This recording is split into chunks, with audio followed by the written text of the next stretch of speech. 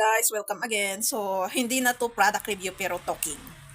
So, ang tanong is, ngayon na naayos na yung paano mo tingnan ng isang tao sa mostly sa tamang banda, anong gusto mo sa lalaki? Yan ay tanong sa aking sarili itong podcast na to is tungkol sa dream man natin. Of course, bakit ko naman ilalagay ang sarili ko na naman sa curse na paulit-ulit na nangyayari sa generations to generations. Magiging isa ba ako doon? Anong silbi ng healing na ginawa ko? Anong silbi nung minirror ko? Hindi lang sarili ko, pero yung mga nireflect ko, inaccept ko, at nirepent. Na hindi, kahit hindi ikaw nag-experience, pero through observation sa generations na napansin mo sa bloodline, uulitin mo pa ba? Kaya nga naayos yung paano mo tignan ang sarili mo at yung tao o ibang tao para huwag mo ulitin yung cycle. Yun din po ang ibig sabihin ng healing. So ano bang dream ko? Noon, basta marunong maghanap buhay. Pero meron pa rin naman yun. Pero may nadagdag. Mga 4 o 5 siya. Basta marunong siya sa buhay, yun na. Pero kinonsider ko yung, ay oo nga no, yung lagi kong nakikita sa social media na, paano naman yung lalaki na hindi marunong tumingin sa emosyon, yung ma-emotional knowledge na sasabi nila. Di, kaya nga hinil mo yung sarili mo doon kasi galing ka sa pamilya na magulo. At kahit hindi ka galing sa pamilya na hindi magulo, stricto sila nang hindi mo naiintindihan at may pain and traumas na na-build, kailangan mo ding mag-heal doon. Or kung tinuturuan kang mabuti pero hindi ka marunong makinig, may kailangan ka ding iayos doon sa sarili mo. Baka isa ka doon sa mga taong nag-reincarnate para paulit-ulit na ma-experience yung buhay para maintindihan mo. Or kung hindi man na-reincarnate, bagong soul, well, oo, mahirap ang magkaroon ng pamilya na sasabi nila through experience through your own parents and siblings. Pero meron yung at pala, hindi pero. At sasabihin mo sa sarili mo na ayaw kong magkaroon ng ganun na pamilya. Hindi mangyayari yon kung hindi mo ginawa yung healing na yon.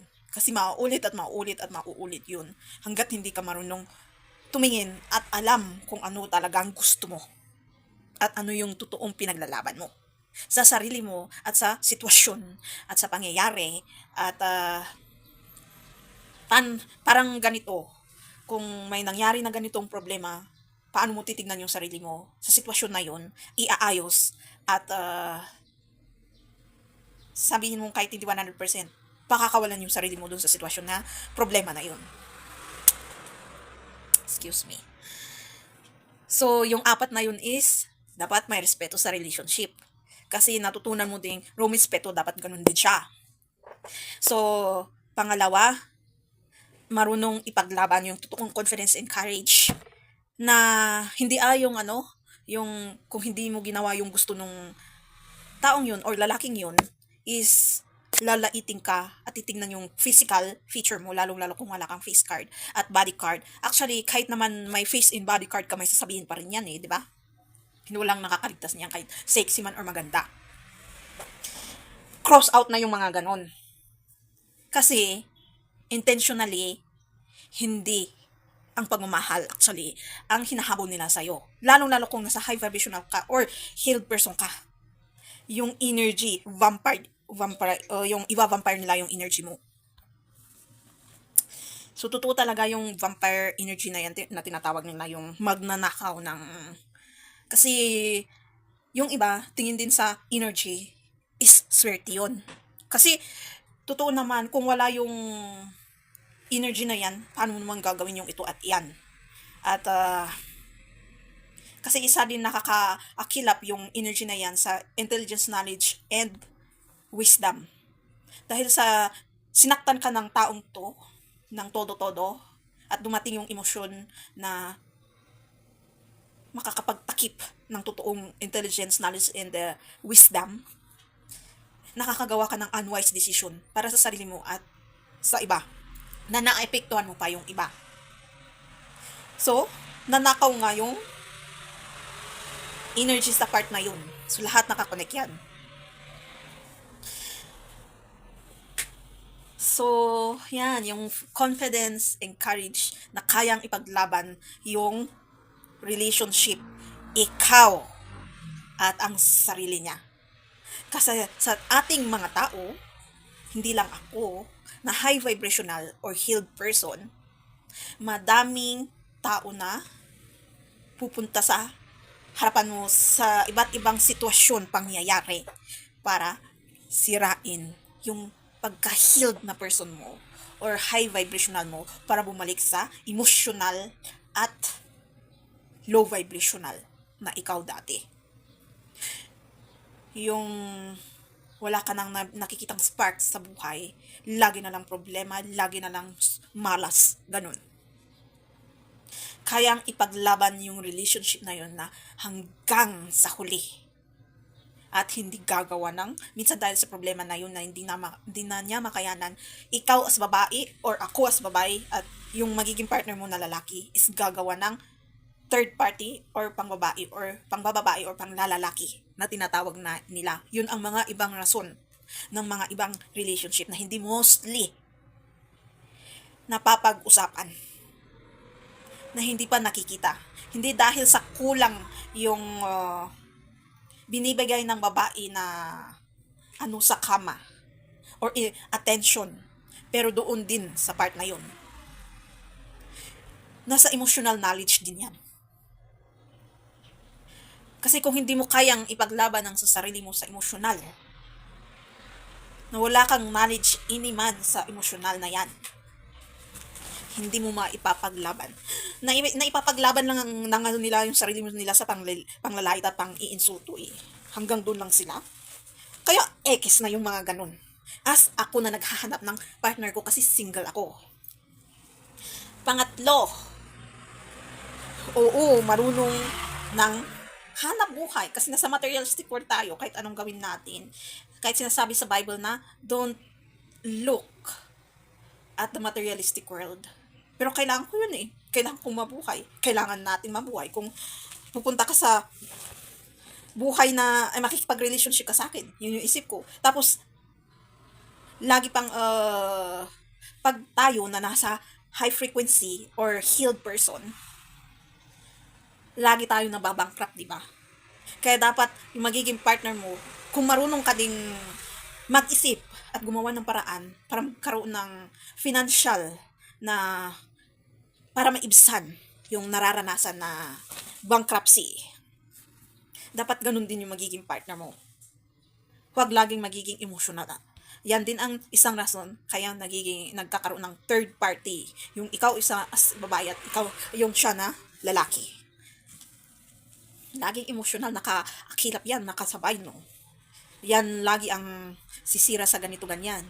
May magiging second party pa sa relationship or third party na panggulo sa relationship. Dapat sa kayang ipaglaban na yon, meron tayong tamang judgment at paano ipaglaban yung relationship na yun sa mga third party na gustong sirain, second party or third party na gustong sirain yung relationship. Ano yung tinutukoy kong judgment? Yung discernment and guts instinct na parang iba yung sinasabi ng tao na to, kahit nanay at tatay ko or kahit kapatid ko, parang minimekos-mekos niya para magulo at mag-away kami mag-asawa, parang ganun. Dapat alam mo kung saang banda ka makikinig sa mga advice and motivation nila. Kasi meron yung motivation na imo-motivate ka para masira yung pamilya at meron yung motivate at advice na para ipagpatuloy mo yung relationship mo at ipaglaban mo kasi kailangan mo din naman yung advice and motivation, hindi yung hindi magandang advice and motivation na gusto nilang masira. Yung parang demonyo na bumubulong sa iyong tainga at isipan na sige lang, awayin mo yung asawa mo kasi ganito ganyan, na ba't kung at kung ano-anong pinag-aano ganito ganyan. Alam ko, sa gusto kong to, ang dami din nilang sasabihin. Wow, napaka high standard. Hindi po yun is high standard, basic lang po yun. Pag sa materialistic world, kwan nga simple lang ako doon, o yung marunong talagang kwan. Maghanap ng etsura ganito na parang ako. Tapos, mayaman siya, uy, plus yan. Kung hindi, pagtutulungan namin. Yan. Hindi yung ikaw mag-aangat as babae, mostly kasi ganun ang nakikilala ko Sila naghanap buhay, yung lalaki. Anong ginagawa ng asawa mo? Ayun lang, nakahilata na nanonood ng TV na or hardinero nga andun, nakaupo, kunwari nag-harden pero naglalaro pala ng Mobile Legend. Tapos pag mag-away kami sa ganito ganyan na iayos naman niya sarili niya ganito ganyan, hindi ako kaya niya hindi ako kausapin ng ilang araw, ilang weeks, pero pag kailangan niya ng sa kama, ay yun lang pala ang makakapagpausap sa akin. Ay, wag kang pumayag na ganun lang ang trabaho mo sa kanya. Lulusyanin ka lang sa sa bandang yun. Yun lang pala ang interest niya sa'yo, yun lang pala ang trabaho mo sa kanya. Yaks. Tagaan aliw lang doon. Nag-asawa ka pa kung ganun. Ang dami naman diyang kwan. Sex toy, no? Yung iba, na mas naiiw sa kanila yung yung sex toy na yun. Ako hindi. Kasi, walang mananakaw sa'yo na energy.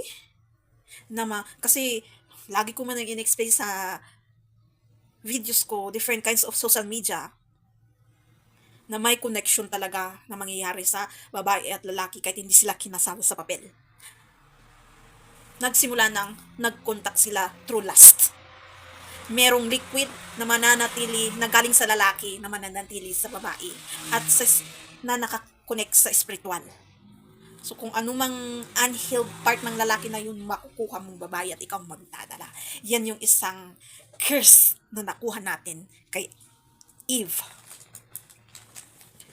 Na kung bakit malaki din yung part ng babae sa isang pamilya. At bakit very emotional ang babae. Moody na sinasabi, single ka man or may asawa. Pero advice ko kung may asawa ka na, pag nag-healed ka or ginawa mo energy mo is high frequency or vibration, alam mo na kung anong sisitain mo sa asawa mo, anong ikokorek mo, anong ipaglalaban mo. At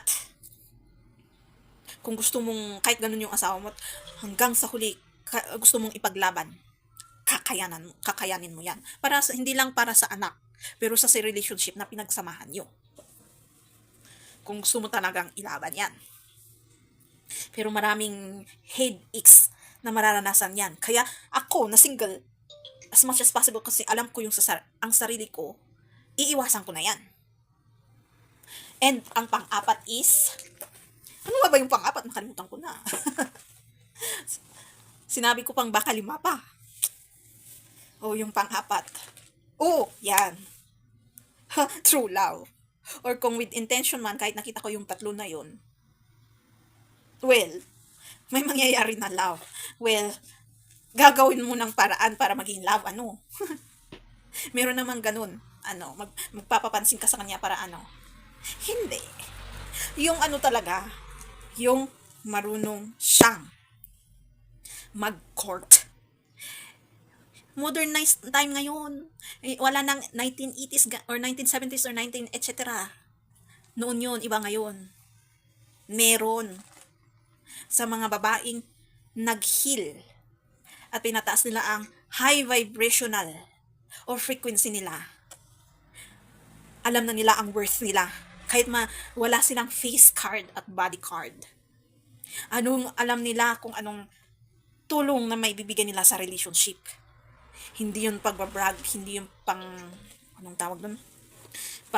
Sa English kasi yung brag na yun pangyayabang yan. Pagyayabang. Kundi confidence and courage yan. Na dapat alam mo din ang worth ko kung gusto mong ako ang magiging partner mo. Hindi lang yung Andiyan ka para magpapansin. Ano yun? Ano yung pinagpapansin mo? Kahit alam mo naman yung ano, kasi naayos na yung discernment mo, guts and instinct, or intuition, alam mo na yung intention nila, pero magpapapansin lang, magpapakyut, iba na yun. Dapat, asan na yung number 2 na courage and confidence doon? Asan na, number 1 pa, asan na yung respeto doon na kaya kayong mga lalaki, dapat alam nyo na ang mag-court ng mga babae ngayon. Parang babalik sa dati ano. Kasi ganun naman talaga. Dapat. Kung yung babae yun is gusto naman niyang mag-step forward para kunin yung atensyon ng lalaki na yun. Kasi meron talagang ano lalaki na mas malaki ang feminine, mas malakas ang feminine energy niya. Pero makikita mo yung lahat dun sa yung nabanggit kong apat na yon at more. Ako din, ako ang magpapapansin dun sa taong ngayon. Nakikita deserve bilang isang babae. And pag galing ka sa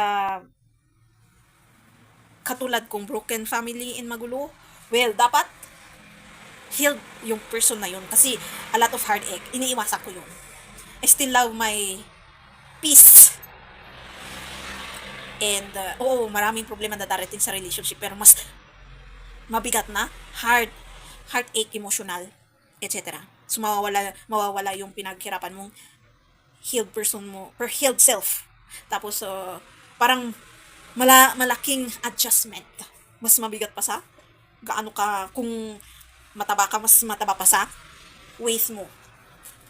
Baka doble triple ang bigat niya. Kaya dapat marunong na kayo bilang isang lalaki, marunong na kayong dapat meron nyo na rin na yung sarili mo kasi nag-step up din kaming mga babae na mag-heal at pataasin yung aming frequency and or vibration.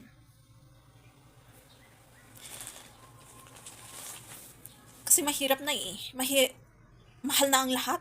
Idadagdag mo pa yung problema sa physical materialistic world, tapos emosyon, di mas lalong mabigat. Gumawa pa tayo ng pamilya kung ganun. Sakit ng ulo. Ibig sabihin, bilang ako na babae, advance, kumuha pa ako ng bato na ipupukpok sa sarili ko. Anak na aalagaan. Instead, aalagaan natin yung isa't isa. Na pwede kang kasi ang unhealed person, hindi kayang tanggapin minsan yung, kasi minsan kailangan natin yung ikaw or ako or siya na maging partner ko is magiging childlike, sa isa't isa. Ang unhealed person cannot accept a childlike. Yung gusto niya laging seryoso, ganito, ganyan, na walang connection ng childish, basta alam nyo na yung paano magpa-sweet ang bata. Pero meron din naman yung healed na depende sa personality ng tao yun. Depende rin naman. Ako din naman, gusto kong parang childlike minsan sa aking magiging partner. As I will allow him to be childlike to me. Ayan yung apat na yun na basic. Na ang tingin ng mga generation ngayon is high standard. Basic nga noon yun Laging tinuturo, lagi kong naririnig, pero nawawala na yung mga ganun na turo kasi. May part na nabutan ko pa yun nung bata ko. Excuse me. Pati yung paano sila mag-court ng babae. Yung pag-iigipan pa talaga nila or pupunta talaga sila sa bahay or di kay hindi man sila pupunta sa bahay pero magpapapansin na ipapakilala talaga nila yung sarili nila, nasasabi nilang pwede bang manligaw sa'yo, hindi yung magpapapansin na or di kaya maglalasing ka tapos ipipilit mo yung hindi mo alam kung anong pinipilit. Hindi yung confidence and courage, yung alak lang po yun. Kaya nasabi mo lang yung gusto mong sabihin. And lalong-lalo kung may nakikita sila sa'yo na hindi mo alam. Lalong-lalo nga kung healed or high vibrational person ka. Ang intention nila is spirit knows nga Lagi ko din sinasabi yan sa iba-ibang social medias ko. At na-explain ko kung ano yung spirit knows na yon. Kahit hindi alam ng tao, through physical, spirit knows. In, we are all revolving in one energy. But we have different kinds of soul or spirit. So, kaya yun yung gamit ng intention, intuition, I mean, instinct, that's discernment. Sa one energy na yun, nababasa mo minsan yung intention ng isang tao kung selfish or totoo. Hindi lang basta trust issue. Minsan, trust issue lang yan. Lagi nilang sinasabi yun. Pero, ang generation ngayon nga lost na siya. Kaya hindi lang talaga trust issue. You can trust them through talking to them. Kasi inopen mo yung sarili mo. Kasi totally if you don't trust them, hindi mo talaga as in pupuntahan yun at kakausapin para may boundaries and limitation na iiwasan mo siya. Eh hindi mo siya iniwasan eh. Meron ka pa rin respeto sa taong yun. Kaya kinausap mo siya. Pero merong boundaries and limitation na look, baka sirain na naman yung trust. Kaya, mag-ingat-ingat sa pagsisira ng trust, lalong-lalo kung nandiyan ka na sa relationship. Kaya, yan. Now, yan yung number 5. Dapat may integrity. Tapos, yung trust na yan, dapat ka-trustable talaga siyang tao. Hindi dahil sinabi ng pamilya ganito, ganyan, or dahil sinabi ng kaibigan ganito, ganyan, dapat may sarili siyang desisyon. Yun ang isang part ng healed person, high vibration or frequency na maiayos sa'yo. Yung alam mo na yung dapat mong gawin, desisyon. Kahit may mga second party, third party na nag-uusap sa'yo or nagsasabi or nagsasalita. I-connect mo lang kung ano yung desisyon mo. And as they say, you know better. Dapat. Yan ang isang gustong ituro ng Biblia na hindi natin nakikita na alam naman natin kung nag-a-advise yung iba. Kasi paano kung yung nagkaroon ka ng relationship na nagkaroon ka ng partner, I mean, na inaano yung desisyon niya sa ibang tao. Paano kung yung sinabi ng second party or third party na yun is iwan mo na yan. Ganyan lang pala eh. Nagiging malaking bagay. Hindi, lalong-lalo ko yung problema na yun is emosyon. Nagpapapansin lang yun at nag-ano ng attention. Hindi po maliit na bagay yun. Napakamalaking bagay na po yun pag meron ka ng nakikipag-relationship ka na.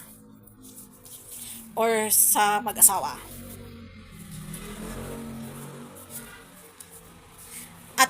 Iba pa, katulad ng pera, no? Kasi seems so familiar yung part na yan. Before, kahit alam mo naman ang dapat mong idesisyon, meron pa rin yung kailangan mong ilang beses ko din yung ginawa sa aking sarili. Na sa huli, dapat yung sarili kong desisyon pa din yung tinuloy ko. Na yun pala dapat ang tama. Nakinig ka kasi sa kay ganito, kay ganyan.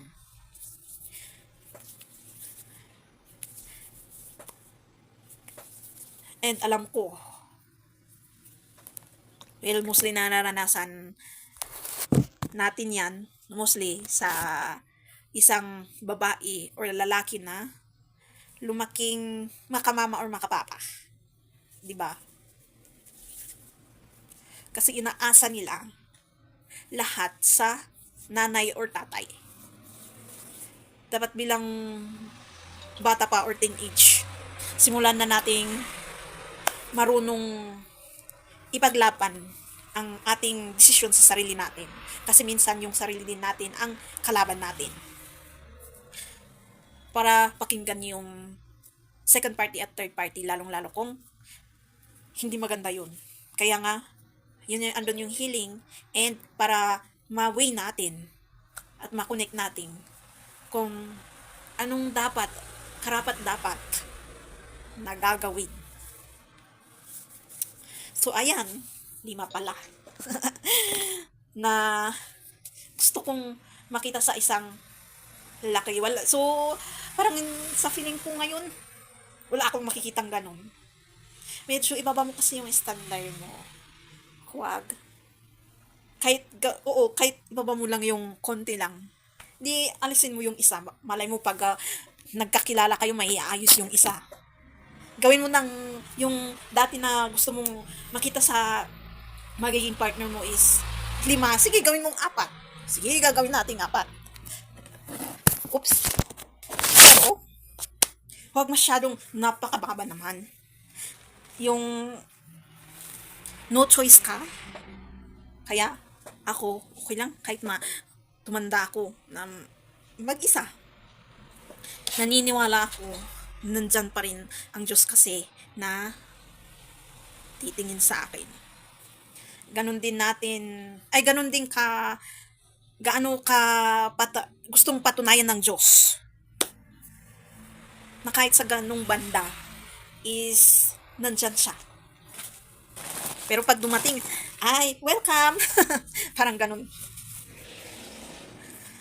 Pero pag yung mayaman, ay, kahit, sige, pag mayaman, gawin ko na lang 3. Pero pag yung parehas kami na salat, okay na yung 4. 3 or 2 or 2.5, sabihin mo na. Pag mayaman yun.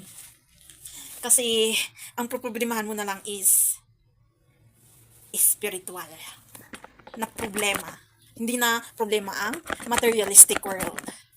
Yung, kahit makikipag-away ka sa kanya, basta sasabihin mo yung totoo, yung gusto mong iparating, at gagawin ng paraan na di kahit sa pang-aakit, sasabihin mo yung di ba madami namang paraan para pakinggan ka ng pangasawa mo mayaman na yun. Pakikinggan ka din yan. Kasi for sure, bakit ka naman inasawa nun? Kung and sinabi ko dito or sa isang channel ko yung kung sino yung yung masculine divine ko. Well, ma-activate niya yung masculine divine na yun kung sino yun.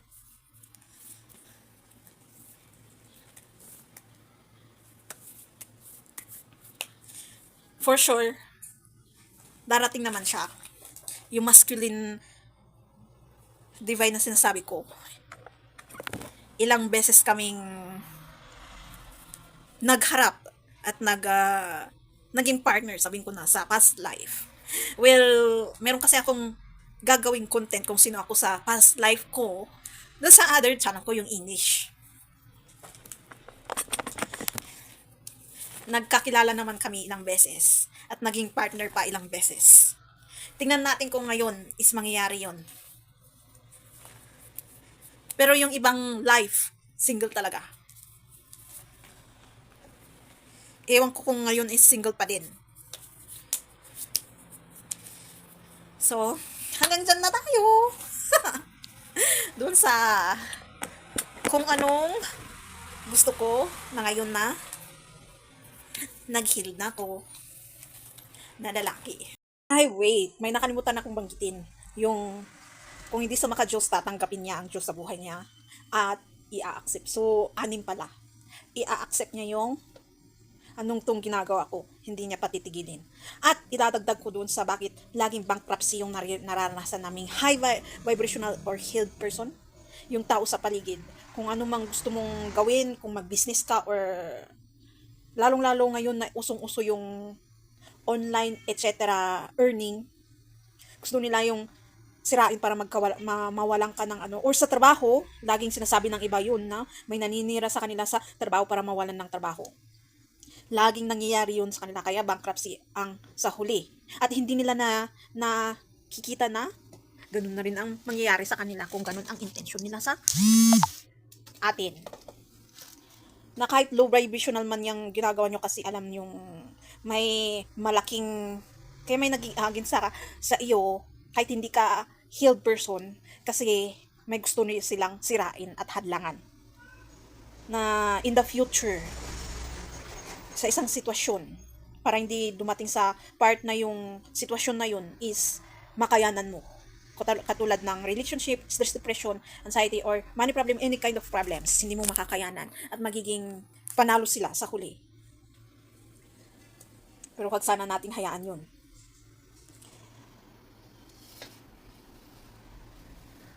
Kasi dapat both dun sa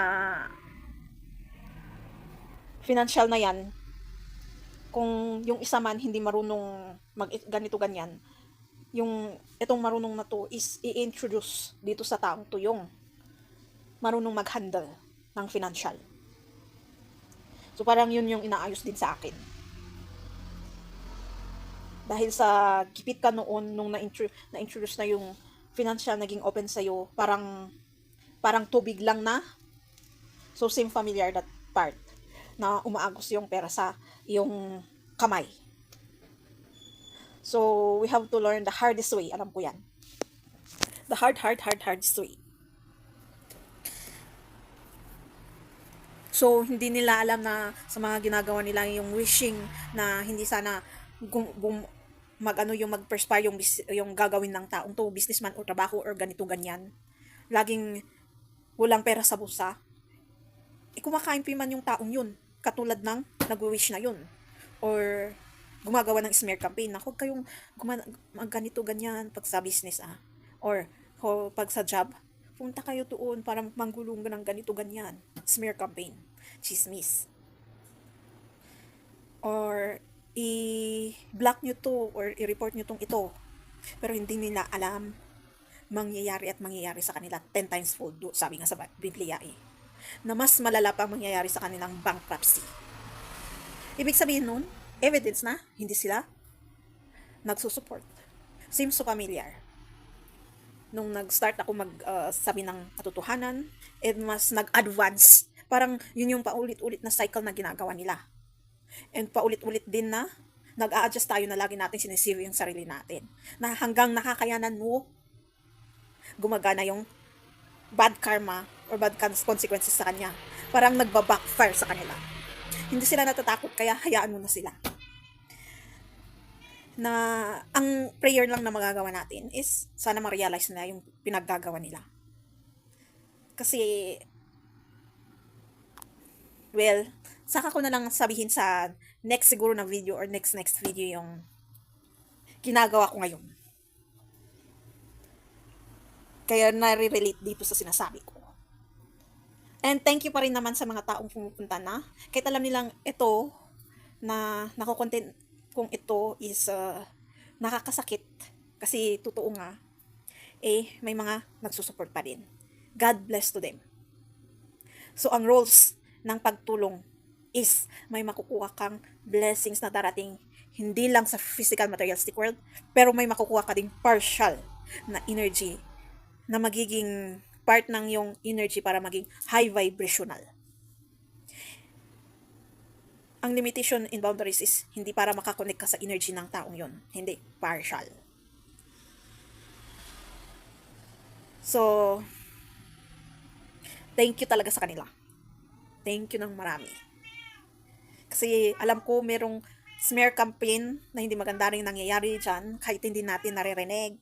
Kasi pag nakikita kanila, yung mata nila ang nagsasabi, pero yung bibig nila kunwari nakatikom, pero may ibig sabihin yung matingin nila.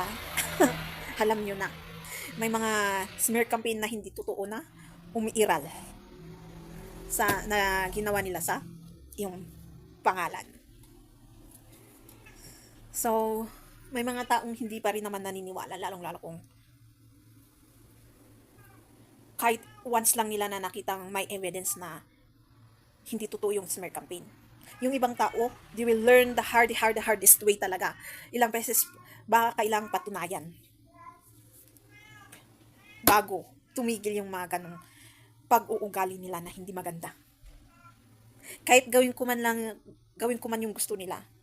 Sa isang tao marunong mag-accountable sa kanilang kasalanan, mistakes, or unwise decision, ay laging panalo.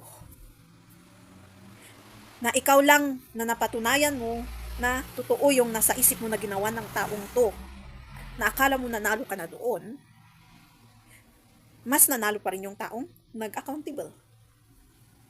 Na kahit gumawa ng kasalanan, and nag-move on, ikaw, hindi pa rin nag-move on, natuloy ka pa din doon sa pagchichismis na yun. Nakita ko ito, ganyan. Napatunayan din itong tao na to, ganito, ganyan. Sabi nga nila, ang isang tao is nagbabago din.